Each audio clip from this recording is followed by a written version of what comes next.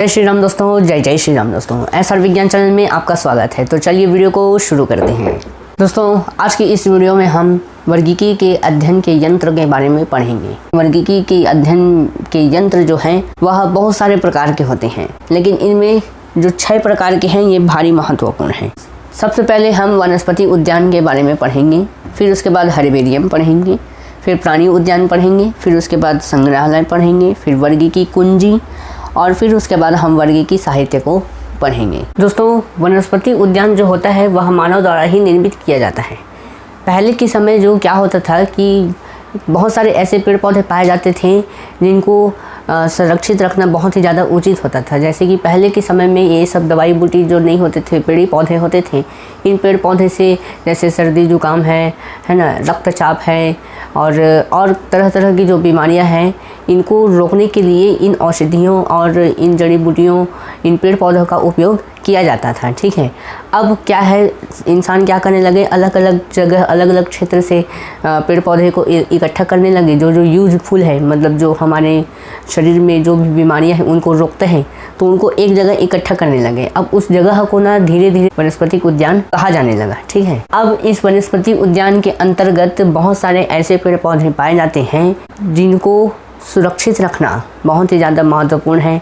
अब वो जो पेड़ पौधे होते हैं ना वो 4 प्रकार के होते हैं। उन 4 प्रकार को हम अब देख लेते हैं। वनस्पतिक उद्यान के अंतर्गत पाए जाने वाले विभिन्न पौधे कौन कौन से हैं देखते हैं। सबसे पहला जो है वह कृषि उपयोगी पौधे, जैसे कि धान, चना, गेहूँ, मक्का, ये सब चीज़ें, ये पौधे इनमें आ गए। जो कृषि उपयोगी होते हैं उनको भी वनस्पतिक उद्यान के अंतर्गत रखा जाता है। ठीक है, दूसरा औषधीय वाले पौधे जो जड़ी बूटी होते हैं, जो बहुत सारे औषधि होते हैं, दवाई बनाने के काम आते हैं, उन पौधों को भी संरक्षित रखा जाता है। किसके अंतर्गत? वनस्पति उद्यान के अंतर्गत।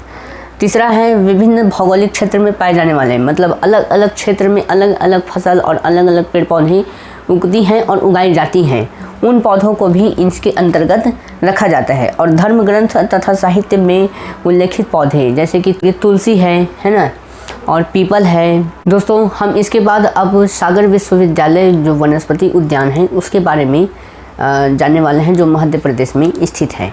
दोस्तों सागर विश्वविद्यालय सागर मध्य प्रदेश में स्थित है, मतलब मध्य प्रदेश के एक शहर सागर जहां यह विश्वविद्यालय स्थित है। सबसे पहली जो इसकी स्थापना थी वह कब हुई? 18 जुलाई 1946 में हुई। और फिर उसके बाद फरवरी 1983 में राज्य सरकार द्वारा डॉक्टर हरि सिंह गौर के नाम से यह विख्यात हुआ, मतलब इसके नाम पर रख दिया गया। फिर उसके बाद 15 जनवरी 2019 को केंद्रीय विश्वविद्यालय के नाम से घोषित कर दिया गया। किसको? सागर विश्वविद्यालय को। दोस्तों सागर विश्वविद्यालय सागर मध्य प्रदेश वनस्पतिक उद्यान है। इसके अंतर्गत बहुत सारे पेड़ पौधे आते हैं, उनमें से मैं 2 को चुना हूँ, उसके बारे में आपको बता देता हूँ। रॉल्फिया सर्पेंटाइना, इसे सर्पगंधा के नाम से जाना जाता है। यह पेचिश, दस्त, बुखार, रक्तचाप आदि को ठीक करने में उपयोग में लाया जाता है। और दूसरा लिया है रॉल्फिया टेट्राफिला, इसे डेविल पेपर के नाम से भी जाना जाता है। इसका काम यह है कि जैसे सांप जैसे जहरीले जीव हैं उसके मतलब काट के लिए इसका उपयोग किया जाता है। और बवासीर है, मलेरिया है, घाव है, कृमि रोग और बहुत सारे बीमारियों के निदान के लिए इसका उपयोग किया जाता है।